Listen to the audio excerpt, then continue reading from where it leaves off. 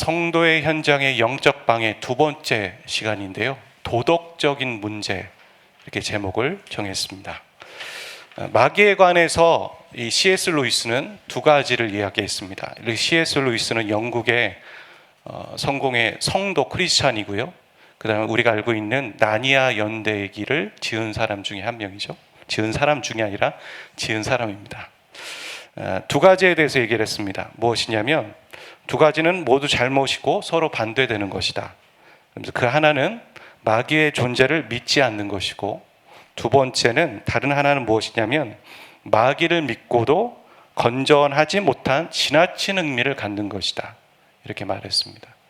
그러니까 불신자들이 마귀의 존재를 믿지 않는 것, 뭐 당연할 수 있겠죠. 하지만 크리스찬들이 마귀의 존재를 믿지 않는 것, 그거 문제지만 또 하나는 모든 것이 마귀의 탓인 것처럼, 예를 들어 감기 걸리는 것도 마귀 탓이다 이렇게 말하는 사람이 있지 않습니까? 모든 행동들이 그와 연관된 것이다 라고 하면서 지나친 흥미를 갖는 것도 문제이다. 왜 모든 것이 그것 탓이라고 얘기하면 어떤 생각이 드냐면 자칫 마귀가 세구나 이렇게 생각하면서 하나님은 약하시구나 이런 느낌이 갈 수 있는 것이죠. 그것 또한 성경적이지 않은 것이죠. 우리가 죄를 짓는 과정 가운데 유혹이 있을 수 있습니다.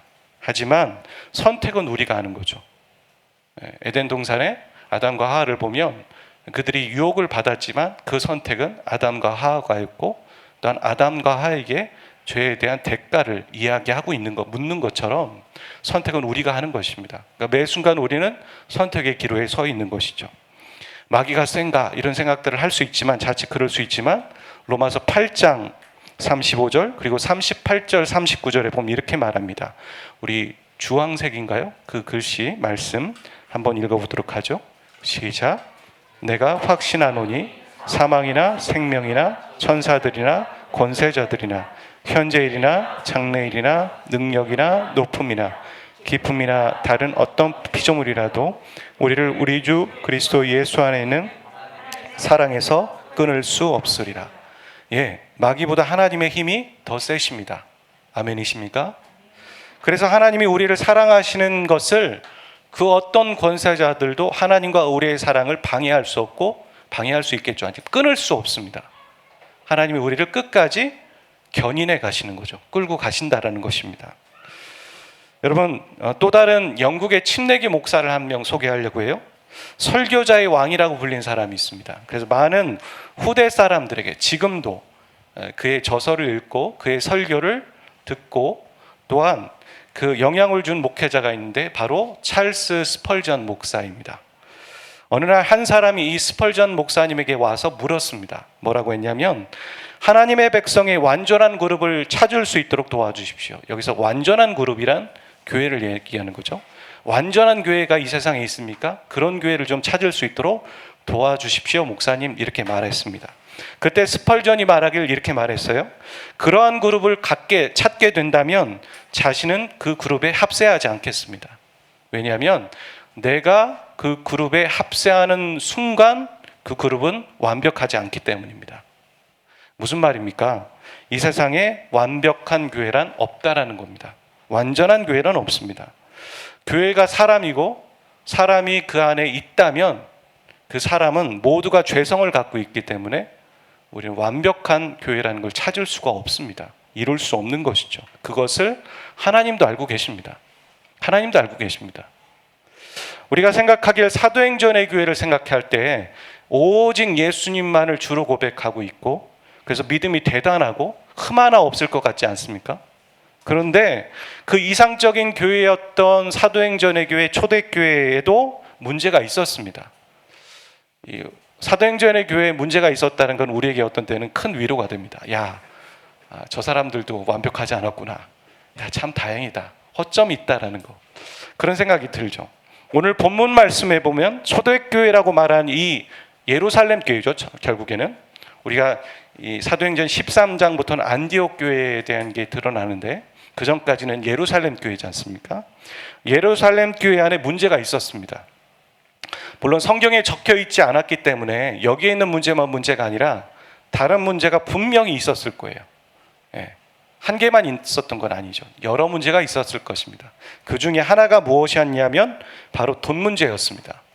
그리고 그것은 정직의 문제였고, 이걸 좀 다르게 생각해 보면 도덕적인 문제였습니다. 초대교회와 오늘날 소위 말하는 세속적인 교회의 공통점이 있습니다. 그냥 교회 말고요, 세속적인 교회, 초대교회와 세속적인 교회의 공통점, 그건 뭐냐면 문제가 다 있다는 거예요. 물론 베델교회도 문제가 있죠. 다 있습니다. 성도된 한 사람 한 사람에게 다 있습니다. 다른 점이 있어요. 세속적인 교회는 그 문제를 덮으려고 합니다. 혹은 그 문제가 아니라고 생각하는 거죠. 이게 문제인가? 모르는 사람들이 있을 수 있죠. 그런데 초대교회는 달랐습니다.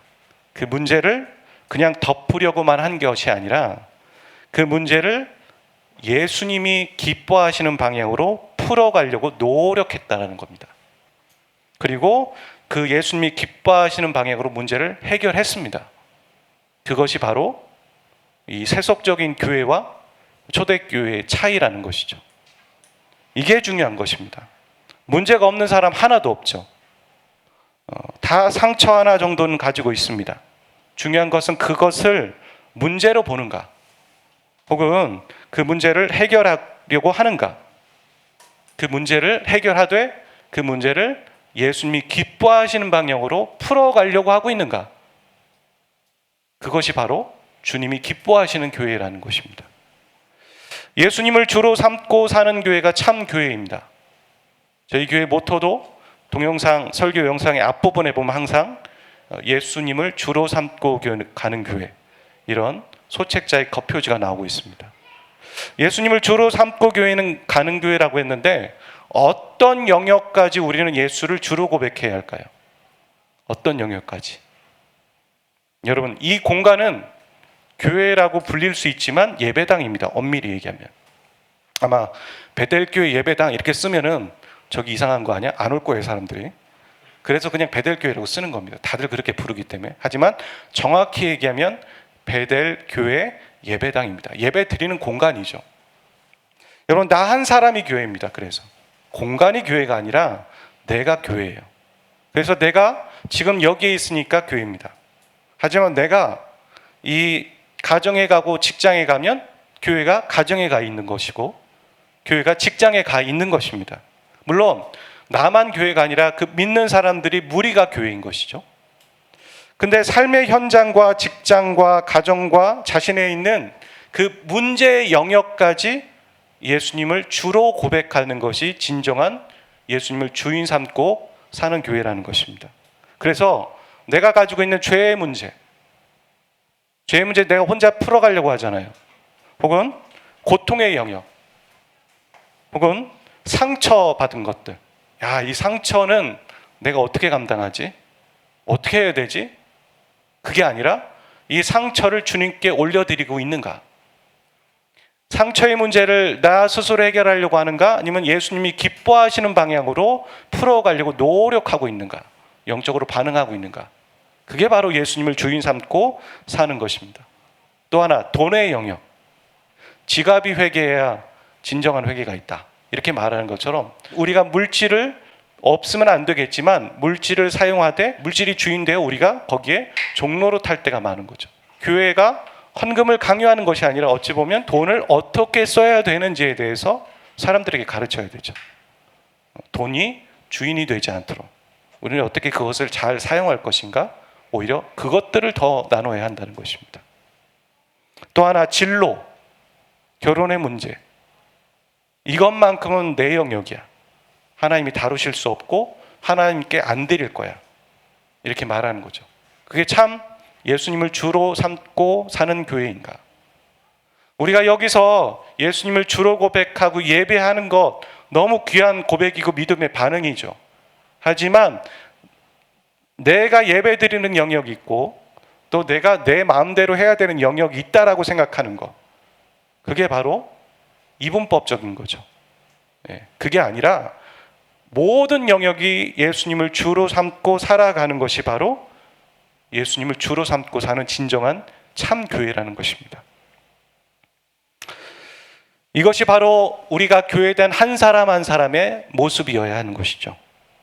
그리고 그 한 사람 한 사람이 모여서 공동체를 이루고 그 공동체 안에도 이 정신이 당연히 공유되어지고 적용되어져야 하는 것입니다. 교회의 문제를 늘어놓지만 자신이 교회가 아니라고 생각할 때가 많아요. 그죠? 많은 사람들이 저기 교회가 문제야, 우리 교회가 문제야 이렇게 말하지만 내가 교회인데 나도 문제야 이렇게 말하는 사람 거의 없어요. 교회 하면은 이제 공동체고 나는 거기에 싹 빠지는 거죠. 큰 문제입니다. 성경이 말하는 교회는 바로 나입니다. 거기서 시작되죠. 내가 교회이고 그 믿는 무리들이 모였을 때 교회 공동체라고 말하는 것이죠. 이게 바로 성경적인 교회론인 것입니다. 이렇게 보면 우리는 매주 그리고 매 순간 매일 우리가 진짜 교회로 살 것인가, 진짜 그리스도인으로 살 것인가에 대해서 우리는 도전받고 있어요. 하나님이 우리에게 도전하시는 거예요. 너 교회에서 고백한 것처럼 성경 묵상하고 그렇게 나눈 것처럼 너 그렇게 살 거야? 말 거야? 라고 우리에게 계속 환경을 주시는 거죠. 그런 환경을 아주 편안하게 그렇게 선택할 수 있도록 주시는 것이 아니라, 그런 환경이 주어지는 것이 아니라 그럴 수 없는 환경이 주어지죠. 그리고 그럴 수 없는 환경 가운데 그렇게 선택할 때 비로소 그것이 내 믿음이 되는 것이고 믿음의 반응이 되는 것입니다. 여호수아 7장에 보면 아간의 죄가 나오고 있어요. 이스라엘 자손들이 온전히 바친 물건으로 말미암아 범죄하였으니 이는 유다 지파 세라의 증손 삽디의 손자 갈미의 아들 아간이 온전히 바친 물건을 가졌습니다. 여호와께서 이스라엘 자손들에게 진노하시니라. 온전히 바친 물건을 가졌습니다. 이렇게 말하는데요. 하나님은 가나안에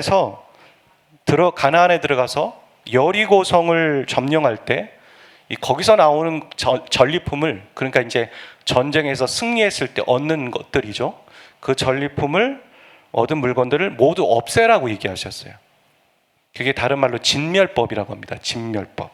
여러분 돌아가셔서 진멸법 한번 쳐보십시오. 네. 근데 그 구체적인 내용이 여호수아 7장 19절, 21절, 24절에 나와요. 거기 뭐라고 하냐면요. 성의 백성과 가축을 진멸하라. 모두 없애라는 거예요. 그리고 물건은 불사르라. 그리고 금속 제품, 그러니까 은이든 혹은 금이든 동철기구든 이것은 어떻게 하라고 했냐면 여호와의 곳간에 두어라. 한마디로 하나님의 물건이 따로 관리해라 이렇게 말하는 거죠. 그것만, 그리고 모든 것을 없애라 그렇게 말한 겁니다. 그리고 이 명령이 여호수아를 통해서 백성에게 떨어진 겁니다. 백성들이 모두 공유하고 있는 것이죠. 그런데 아간이라는 사람이, 그 딱 한 사람이 그 명령을 어겨요. 그리고 외투 한 벌, 은 200세겔, 금덩이 하나를 숨깁니다. 자신의 이 장막에다가. 근데 은과 금덩이는 어떤 겁니까? 아까 말씀드린 것처럼 그것을 없애라가 아니라 하나님의 곳간에 두어라. 하나님의 것이다 이렇게 말한 거죠. 그러니까 한마디로 하나님의 것을 훔친 거예요. 하나님의 것을. 이 행동이 어떤 결과를 가져왔냐면 여리고성을 점령한 후에 훨씬 약체였던 아이성을 점령을 못 해버립니다. 당연히 이길 줄 알았죠. 사람들도 아간이 죄를 지은 줄 알았나요? 그냥 당연히 이길 줄 알았는데 지는 거예요. 패배를 해버립니다. 그리고 하나님께 묻는 거죠. 이거 우리가 왜 지는 겁니까? 그럴 때 하나님이 말씀하시는 거죠. 그리고 제비를 뽑습니다. 한 사람씩 또 점점 폭이 좁아지면서 결국에는 아간이 죄를 지었다는 게 발견이 돼요. 그리고 아간이 죽습니다. 죽임을 당하는 거죠. 그리고 이 사건이 끝난 후에야 비로소 아이성을 전투를 했는데 거기서 이기게 되는 것이죠. 여러분 70인 성경에 보면, 70인 성경 구약이든 신약이든 다 헬라어로 써여져 있는데, 이 아간이 여리고성 전투를 하고 물건을 훔쳤다 할 때 사용한 헬라어 단어가 있습니다. 그게 바로 노스피조라는 단어예요. 노스피조. 근데 이 단어가 오늘 우리가 사도행전 5장 1절 2절에 아나니아와 삽비라가 그것을 감췄다라는 단어에 똑같이 사용되고 있죠. 아나니아와 삽비라가 돈의 일부를 속이면서 떼어놓았다고 할 때 이 바로 노스피죠 이렇게 말합니다. 근데 우리는 이 말씀 구절을 읽어보면서 이해가 안 되는 게 있어요. 뭐냐면 아니 원래 자신의 물건이었고 하나님께 헌금을 할 때 일부를 드리든 아니면 전부를 드리든 그럼 자기 마음 아니냐. 그런데 그걸 가지고 훔쳤다고 하고 이들이 죽는다라는 게 조금 어처구니가 없다. 그렇게 말할 수 있는데 이 노스피조라는 단어를 통해 우리는 힌트를 얻을 수 있습니다. 그게 뭐냐면 이스라엘 백성들에게 진멸법이 먼저 공포가 되고 그것을 아간이 어겼잖아요. 그리고 하나님의 것이라고 생각하는 것을 훔쳤던 것처럼 그때 노스피조를 사용한 것처럼 이 아나니아와 삽비라는 땅을 팔기 전에 교회와 모종의 계약을 건 거예요. 이것을 내가 다 바치겠습니다. 그렇게 말한 거죠 이미. 근데 그것에 대해서 아나니아와 삽비라는 속였다라는 것입니다. 그렇게 봐야 하는 것이죠. 여러분 이 아나니아와 삽비라 사건을 통해와 아간의 사건에 공통점이 있습니다. 그게 뭐냐면 아까 말했던 노스피조라는 단어를 쓰고 있는 것과 함께 그것은 속였다라는 얘기입니다. 도덕적인 문제. 그리고 또 하나가 있어요. 여러분 아간이 죄를 지을 때가 어떤 때였냐면 한 이스라엘의 공동체가 세워지는 초창기였어요. 그때 12지파가 있었죠. 그리고 아나니아와 삽비라의 사건이 있었을 때는 예루살렘이라는 교회가 세워질 때예요. 초대교회가. 그때 12사도가 존재했죠. 하나님은 지금 이렇게 얘기하는 겁니다. 막 시작되는 공동체에 거룩을 요구하고 계신 거예요. 하나님이 생각하는 그 공동체에는 거룩이 중요하다는 것이죠. 여러분 한 사람의 죄를 간과해 버렸을 때 그 죄가 어떻게 되겠습니까? 그 죄가 모든 공동체 안에 집단 감염을 일으키는 거죠. 진멸법이라는 게 그런 목적이에요. 이스라엘 백성들이 가나안 땅에 들어가서 거기에 있는 물건들과 사람들을 그대로 두었을 때 어떻게 됩니까? 처음에는 뭐 거리를 두겠지만 친구가 되죠. 그리고 그들이 갖고 있는 우상 숭배를 그대로 받아들이게 됐을 때 나중에는 어떻게 해결할 수 없는 문제까지 이르게 되는 것처럼 그런 것처럼 이 영적인 집단 감염, 죄에 대한 집단 감염이 이루어지는 것들 때문에 하나님은 진멸법을 사용하고 계세요. 우리도 그렇죠. 지금 우리가 예배드리는 공동체 안에 그래서 어떤 사람이 감염되어져 있다. 코로나 바이러스가 감염되어져 있다. 그러면 집단 감염이 이루어지는 건 시간 문제인 것이죠. 요즘 뭐 델타 변이 그렇게 얘기하는데 똑같습니다. 하나님은 지금 이 영적인 집단 감염이 이루어지는 것을 원하지 않으시는 거예요. 그래서 그것들에 대해서 큰 징계를 또 본보기를 삼고 계시는 것이죠. 아간의 죽음과 아나니아와 삽비라의 죽음, 그리고 우리가 사도행전 4장에서 보았던 안진뱅이가 일어나는 일들, 여러분 이런 사건들 오늘 우리 주위에서 흔하게 일어나는 사건일까요? 그렇지는 않아요. 그럼 아예 없는 일일까? 전 그렇게 생각하진 않아요. 하나님이 우리가 어떤 치유들이 일어날 때 보면 서서히 일어나지 않습니까? 물론 분명히 이 안진뱅이가 일어나는 완벽한 치유, 의료의 어떤 기술이 도움받지 않는 완벽한 치유가 오늘날 잘 일어나지 않아요. 분명히 차이가 있죠. 이유가 있는 거예요. 하지만 아예 안 일어나라는 법은 없는 거예요. 하나님이 어떤 지역이나 상황 가운데에서 하나님의 필요에 따라 경고하시고 어떤 기적을 베풀기 원하실 때 하나님이 일하세요. 일하실 수 있어요. 그걸 제한할 필요는 없어요. 하지만 하나님의 메시지는 이 시대와 상황과 상관없이 지금 동일합니다. 그게 뭐냐면 안진뱅이가 일어나는 걸 보고선 예수의 이름에 능력이 있다라는 거예요. 아멘. 지금도 예수의 이름에 능력이 있습니다. 저도 지금 이 늑골 아래가 계속 아파가지고 아실 거예요. 여러 교회 공동체에게도 얘기했고 병원도 여러 가지 다녀보고 검사도 해보고 원인을 모르겠다, 별 문제 없는 것 같다 이렇게 얘기하는데 그래서 어제 너무 아팠어요. 너무 아픈데 막 짜증이 올라오는 거예요. 왜 이렇게 이 예배를 준비하려는데 아플까? 막 그래서 예수님의 이름으로 고통아 떠나가라! 막 그렇게 얘기했거든요. 네, 차 안에서 혼자. 떠나더라고요. 네, 없어지더라고요. 여러분, 예수님의 이름에 지금도 능력이 있습니다. 근데 어찌 보면 사단은 우리에게 그런 거죠. 굳이 그렇게까지 비과학적인 얘기를 네가 해야겠냐? 그렇게 선포할 필요, 네가 목사야? 선교사야? 그거 선포하지 마. 어색하잖아. 하지 마. 그렇게 말하는 거죠. 아닙니다. 예수님의 이름에 지금도 능력이 있습니다. 안진뱅이와 같이 그런 기적이 일어나지 않더라도 동일한 메시지가 있는 거예요. 그건 시대와 상황은 변하지 않아요. 또 하나 뭐냐면 이 아나니아와 삽비라와 아간의 사건을 통해서 우리가 알 수 있는 건 뭐냐면 예수님의 이름으로 구원받은 교회된 내가 거룩하기 원하신다는 거예요. 그건 변하지 않아요. 또한 그 모인 교회 공동체가 거룩하기를 원하신다는 거죠. 이 무섭고 기적적인 어떤 사건에 우리가 함몰되어서 야 저건 일어나? 안 일어나? 왜 저랬을까가 아니라 그 안에 있는 메시지를 우리는 분명히 놓치지 않아야 돼요. 하나님은 교회된 나와 공동체가 거룩하길 원하신다. 그건 변하지 않는 메시지라는 것입니다. 우리는 이 아나니아와 삽비라 사건이 어떤 한 개인의 부정적인 어떤 부정직한 사건이 있거나 혹은 개인의 일탈 정도로 생각합니다. 그리고 좀 더 나아가서는 뭘 그런 거 가지고까지 이런 생각들도 하죠.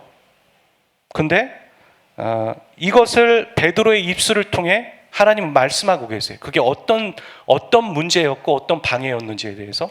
그게 뭐냐면 사도행전 5장 1절에서 3절 말씀인데 한번 읽어보도록 하겠습니다. 시작. 아나니아라는 사람이 그의 아내 삽비라와 더불어 소유를 팔아 그 값에서 얼마를 감추매 그 아내도 알더라. 얼마만 가져가다 사도들의 발 앞에 두니 베드로가 이르되 아나니아야 어찌하여 사단이 내 마음에 가득하여 내가 성령을 속이고 땅값을 얼마를 감추었느냐. 베드로의 입술을 통하지 않았다면 아마 여기에 있는 사람들도 그냥 한 사람의 일탈 정도로 생각했을 거예요. 근데 그게 아니었다는 것이죠. 그게 바로 이 교회가 세워지는 초대교회가 세워지는 일들 가운데 은밀한 영적인 방해가 있었다는 겁니다. 그것을 지금 하나님은 베드로의 입술을 통해서 선포하게 하시고 주위에 있는 사람과 오늘 우리에게 말씀하시고 알게 하시는 거예요. 한 사람의 일탈이 아니라 영적인 방해가 있었구나.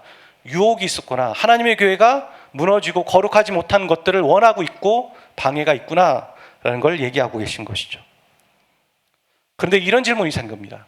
그게 뭐냐면 하나님이 거룩하신데 거룩하시면 되지 왜 우리에게까지 거룩을 강요하실까? 그 거룩 쉽지 않잖아요. 왜 우리에게 그 거룩을 강요하실까라는 생각이에요. 하나님은 우리를 도구 삼지 않으십니다. 우리가 가끔 우리가 기도할 때도 하나님 우리를 사용해 주세요. 도구 삼아주세요 이런 표현 잘 안 하지만 사용해 주세요 그러면 어떤 사람들은 이게 도구 되는 건가? 이런 생각들을 하죠. 여러분 나쁜 사람들은 사람을 이용해 먹으려고 해요. 사람을 이용하고 쓸모 없으면 그냥 갖다 버리는 거예요. 필요 없으니까 잘라버리고 이렇게 하죠. 근데 하나님은 그 사용하는 사람을 먼저 주목하십니다. 하나님은 그 사용하는 사람의 회복을 먼저 집중하고 계십니다. 여러분 베드로를 보세요. 베드로를 먼저 회복하시고 베드로에게 사명을 주시고 그 베드로를 통하여서 안진뱅이가 일어나게 하시는 거죠. 여러분 하나님은 여러분 한 사람 한 사람을 먼저 주목하고 계시다는 걸 잊지 마시길 바랍니다. 우리가 전도 내가 어디 가서 그 어디 직장에서 증인의 삶을 살아야지라고 할 때 여러분의 영성과 여러분이 하나님과의 사랑에 긴밀함이 있는지 먼저 기억하셔야 돼요. 여러분 스스로가 여러분을 도구로 만들어 버릴 때가 있죠. 하나님 그렇게 생각하지 않으시는데 하나님은 기도 가운데 여러분이 그렇게 말씀하시는 거예요. 야 너에게 먼저 집중해. 나는 너를 주목하고 있다. 나는 너의 내면을 먼저 생각하고 있다. 네가 회복되어야지만 너를 통해서 자연스럽게 예수의 이름이 흘러나가는 거야. 그렇게 말씀하고 계시는데 정작 우리가 일에만 집중하고 어떤 다른 사람을 돌아보는 일에만 집중하다 보면 나를 놓치게 되는 것이죠. 하나님 그렇게 생각하지 않으십니다. 그래서 우리가 거룩하게 됨으로 하나님은 우리와 함께해요, 함께. 우리와 함께 하나님의 어떤 구원의 역사를 이루어가기를 원하시는 거예요. 그래서 하나님이 그러시죠. 내가 거룩하니 너희도 거룩해라. 그 말은 같은 레벨에서 같이 보자 이 말이에요. 산 아래에 있으면 안 보이던 풍경이 산 위에 올라가면 보이는 게 있죠. 그래서 사람들이 산을 등산하는 거잖아요. 그런 것처럼 육적으로 살던 그리스도인이 영적으로 거룩해지면 보이는 게 있어요. 안 보이던 게 보이는 겁니다. 안 보이던 게 느껴지고 안 들리던 게 들리는 거예요. 안 느껴졌던 하나님의 심정이 느껴지기 시작하는 거예요. 여러분 그럴 때 함께해요, 함께. 하나님 우리와 함께 가기 원하십니다. 아멘. 함께 가기 원하십니다. 저기다 놔두고서 야 따라와 이게 아니에요. 함께 가기 위해서 지금도 기다리시고 템포를 맞추시는 거예요. 하나님이 템포를 맞추지 않으셨다면 우리는 못 가요, 못 가. 템포를 맞추시기 원하십니다. 사람들은 교회를 이 노아의 방주에 빗대죠. 그래서 교회가 오늘날의 구원의 방주이다. 여러분 영혼들을 구원해야 되는데 그 방주에 거룩의 구멍이 났다면 어떨 것 같으십니까? 사람들은 그 사람을 찾지 않아요. 사람들은 그 교회에 와서 자신의 문제를 상담하려고 하지 않아요. 말씀을 들으려고 하지 않아요. 그렇게 얘기하겠죠. 너나 잘하세요. 이렇게 말할 겁니다. 그겁니다. 우리가 거룩해야 되는 이유. 거룩은 구별되는 것입니다. 우리가 죄를 안 짓는 것만 거룩이 아니라 죄에도 어떤 영역이 있겠죠. 우리가 남의 거 훔치면 안 돼. 이런 죄 정도가 아니라 죄의 깊이, 하나님이 바라보시는 그 죄의 내용들을 우리가 같이 공감하고 있는가. 우리가 사회적인 죄, 도덕적인 죄만 급급하여서 하나님이 바라보시는 그 눈높이의 문제까지 우리가 바라보지 못하고 있다면 수준 차이가 나게 되는 것이죠. 여러분 거룩은 구별인데 이 세상의 방법과 구별되는 것입니다.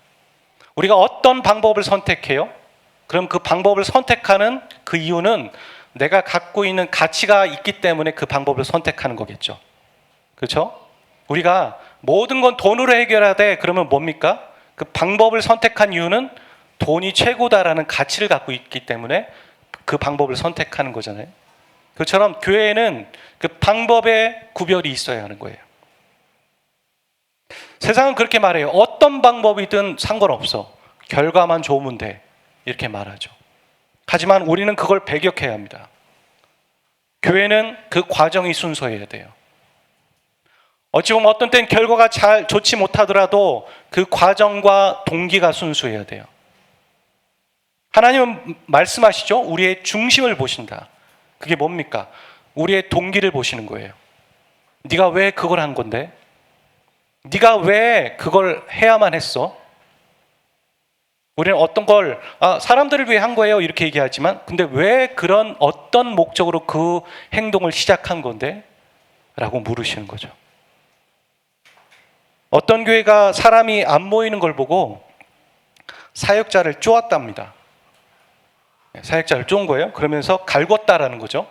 그러면서 사람들을 많이 모아오는 사역자에게 사례비를 더 줘요. 그리고 사람들을 적게 모으는 사역자에게 사례비를 줄입니다. 그리고 심지어는 그 사람에게 예배나 어떤 행정적인 업무에 과중함을 주는 거죠. 제가 지어낸 얘기가 아닙니다. 그러면서 많이 모아오는 사역자는 어떤 방법으로 사람들을 데려오나 봤더니만 뭐냐면 오는 사람과 모종의 계약을 한 거예요. 우리 교회 오면은 돈 얼마 드릴게요. 한 거예요. 그러니까 돈 받고 교회 온 거예요. 그리고 사람만 채운 거죠. 이건 세상에 있을 법한 이야기입니다. 교회가 결코 해서는 안 되는 겁니다. 왜냐하면 하나님의 심정과는 전혀 상관없는 행동이거든요. 이건 창피한 행동이 아니라 죄입니다. 죄. 이게 바로 창피한 행동이 아니라 죄라는 거예요. 하나님 보셨을 때. 거룩은 죄와 반대되는 것입니다. 또한 우리는 돈과 배경으로 사람을 평가하는 세상 안에 살고 있지만 교회는 거룩해야 합니다. 교회는 그 사람을 돈이나 배경이 아니라 한 영혼으로 볼 수 있어야 돼요. 예수 그리스도의 핏값으로 구원하신 한 영혼. 교회 안에 세상의 권력과 부가 통한다면 그 교회는 생명력을 잃어버린 거예요. 거기는 교회라고 말할 수 있지만 공동체는 아니에요. 공동체는 살아있는 존재들에게만 말하는 거예요. 하나님의 생명의 역사가 흘러나가지 못해요.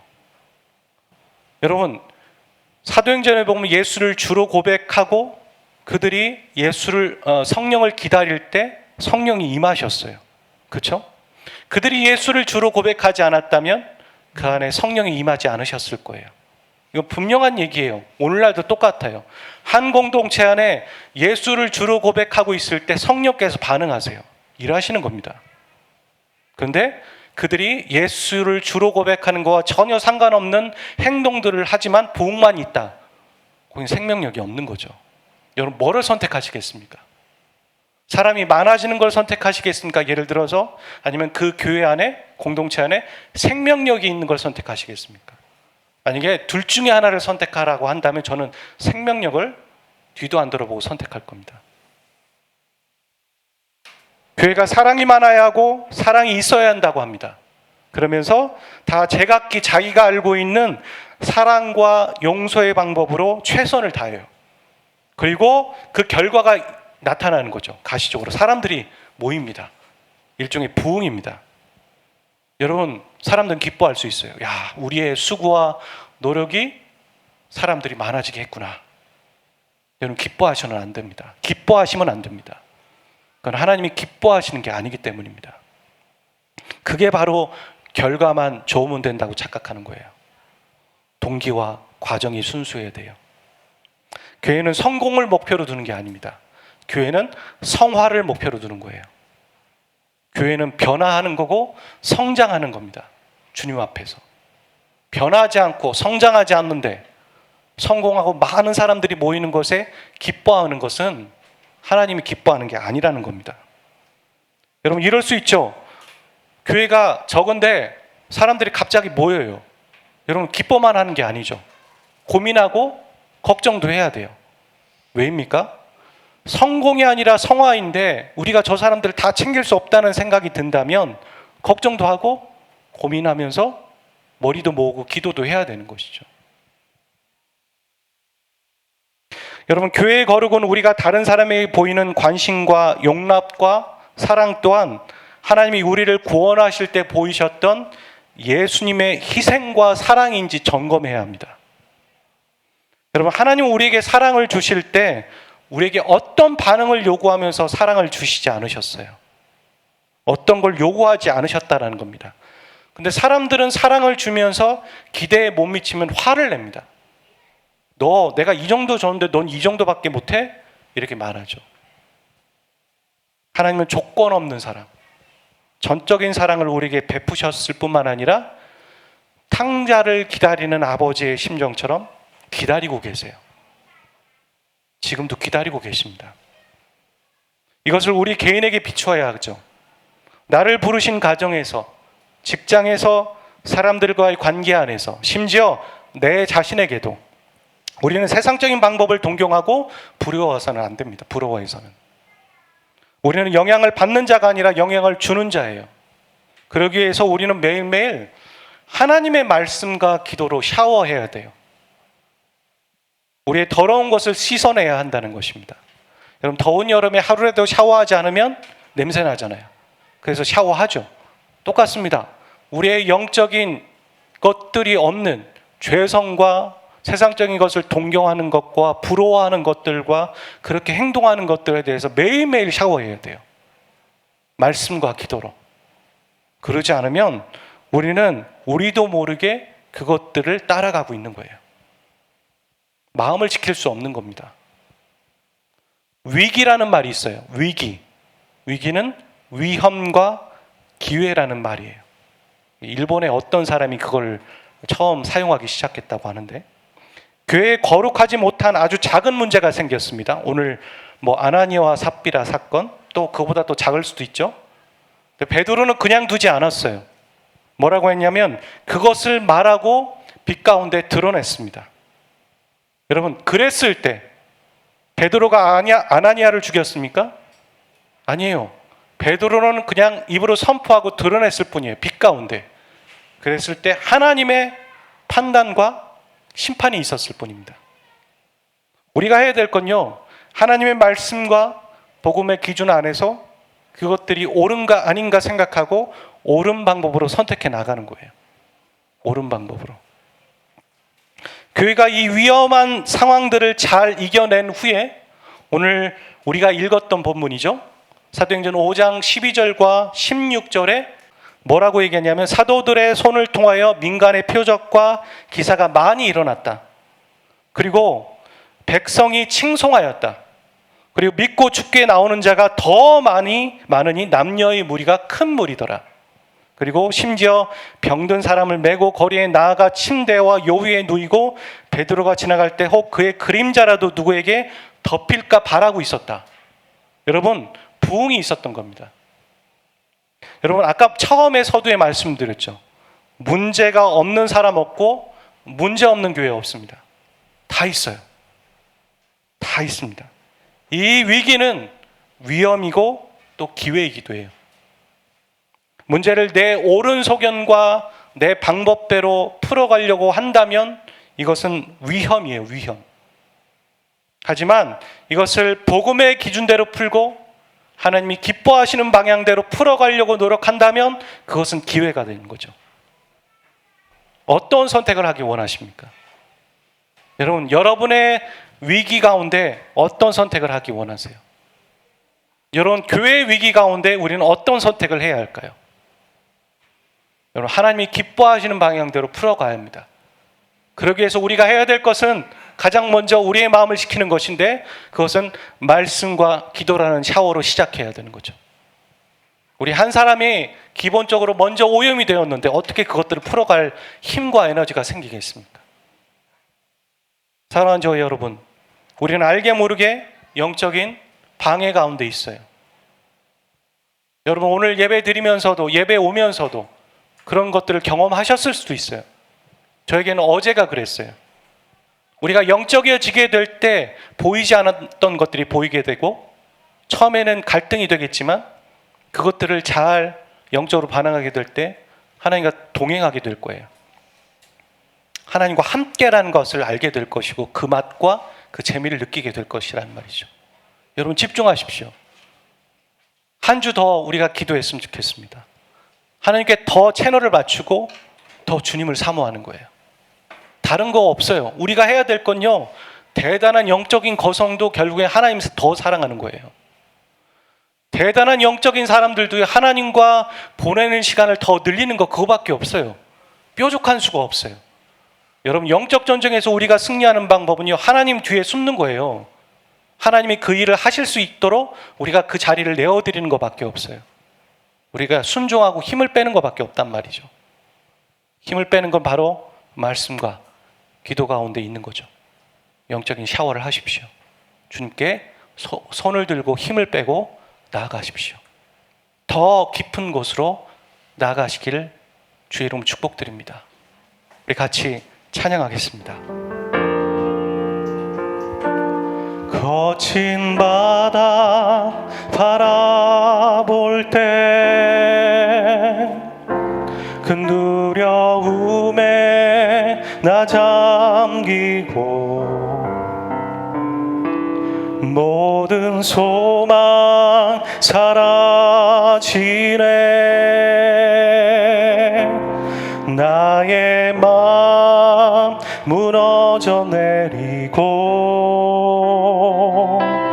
거센 폭풍 가운데 주 사랑이 들리네. 나의 작은 발걸음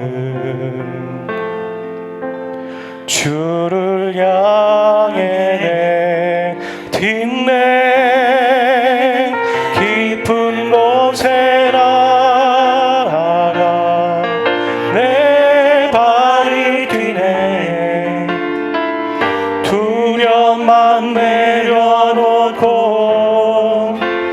깊은 곳에 나아가 내 발이 뛰네. 할렐루야. 거친 바다 바라볼 때 큰 두려움에 나 참 기뻐. 모든 소망 높아지네. 나의 마음 무너졌네. 폭풍을 잠잠케 하시는 주님을 바라봤으면 좋겠습니다. 거센 폭풍 가운데 주님을 바라봅시다.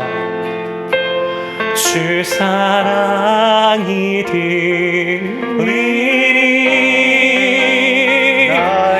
나의 작은 발걸음 주를 향해 내딛네. 깊은 곳에 나아가 내 발이 뛰네. 두려움만 내려놓고 더 깊게 나가겠습니다. 깊은 곳에 나의 문제와 나의 고통의 문제와 발이 뛰네. 나의 염려의 문제와 나의 상처의 문제를 내가 갖고 있는 것이 아니라 주님께 내어드리며 나가기를 소원합니다. 깊은 곳에 나가겠습니다. 더 깊은 곳에 가서 주님 얼굴을 보기를 소원합니다. 두려움만 내려놓고 두려움들과 걱정들을 깊은 곳에 나아가 나의 내 발이 살기를 소원합니다. 나의 모든 삶의 영역들이 예수를 주님이십니다. 나의 삶의 모든 영역에 예수를 주로 삼고 주님 살아가기를 소원합니다. 하나님 영적인 깊은 곳에 나아가기를 원합니다. 매일 말씀의 샤워를 하고 기도의 샤워를 하며 주님이 나에게 요구하시는 거룩의 수준에까지 나가기를 소원합니다. 하나님 원하시는 그 깊은 곳에 나가서 하나님의 얼굴을 보기를 소원합니다. 하나님과 보내는 시간이 더 많아지기를 원하고 주님을 더 사랑하는 일들 가운데 우리가 집중하며 초점을 맞추며 나가기를 소원하오니 우리를 주님 더 깊은 곳으로 인도하여 주십시오. 주님을 더 사랑하는 곳으로 나아갈 수 있도록 인도하여 주십시오. 내 삶의 모든 영역들 가운데 주님 영적 방해가 무엇인지 깨달을 수 있도록 도와주시고 주님 베드로에게 보여주셨던 그 영적인 세계들에 대해서 우리에게 알게 하시고 우리가 선포할 수 있게 하시고 그 영혼들을 주목할 수 있게 하시고 또는 방해와 공격들 가운데 우리가 그것들을 바라보며 주님 앞에 나아가 예수 그리스도의 이름으로 선포할 수 있도록 도와주십시오. 예수 그리스도의 이름으로 우리 안에 주는 모든 연민들은 목김을 받고 떠나갈지어다. 나에게 염려와 두려움을 주는 모든 어둠의 것들은 목김을 받고 떠나갈지어다. 우리 주님만이 우리의 고통의 주가 되시고 우리 주님만이 나의 상처의 주님 되시며 우리 주님만이 나의 돈의 문제에 대한 주가 되시고 우리 주님만이 나의 경제적인 활동들과 결혼과 하나님 직장과 진로의 문제에 대한 주가 되십니다. 나의 고민과 걱정의 주가 되시는 예수님을 찬양합니다. 주님 더 깊은 곳으로 나가기를 원합니다. 우리가 손들고 주님 앞에 기도합니다. 우리가 손들고 주님께 찬양합니다. 손들고 더 깊은 곳을 향하여서 주님 앞에 나갑시다.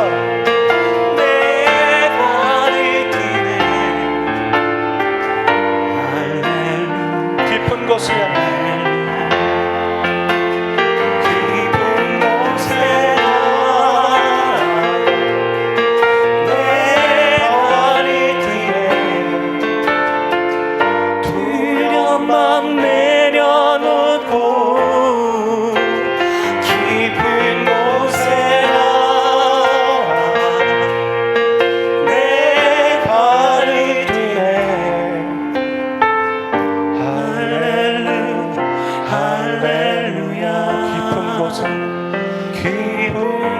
곳에 나가 내 발을 디는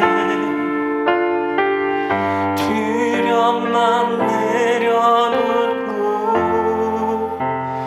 깊은 곳에 나가 내 발을 디는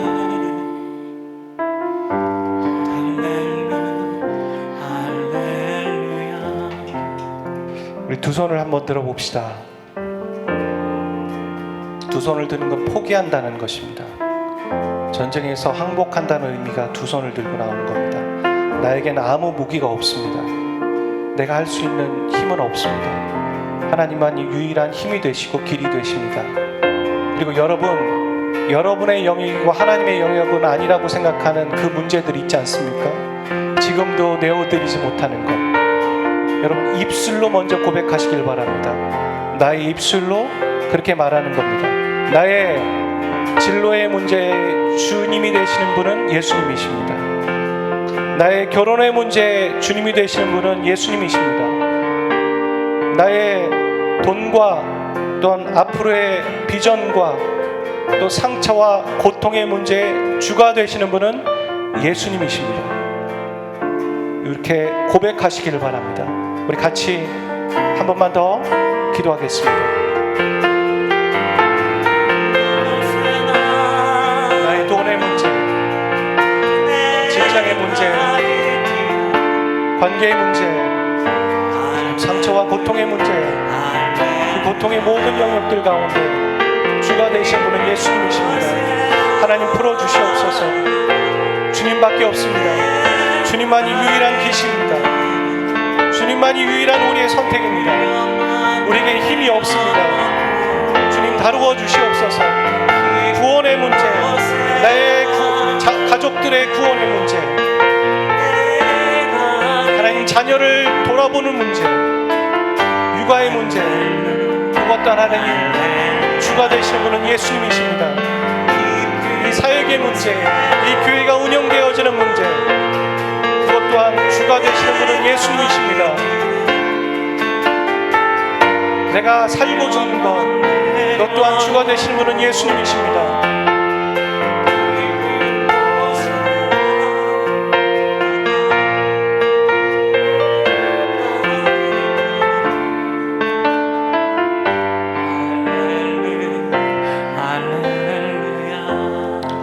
하나님, 영적인 세계와 영적인 방해들과 영적인 전쟁터 위에 있다는 것을 우리가 알 수 있도록 우리의 영적인 안목이 열리게 도와주시옵소서.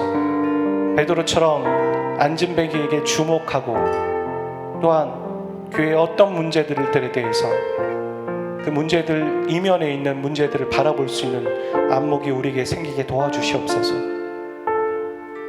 혹여나 당장 우리에게 그런 안목이 생기지 않는다 할지라도 우리의 방향은 주님을 더 사랑하고 주님과 더 친밀한 시간을 보내고 주님과 함께 동행하는 것임을 잊지 않게 도와주십시오. 사단보다 하나님이 더 힘이 세십니다.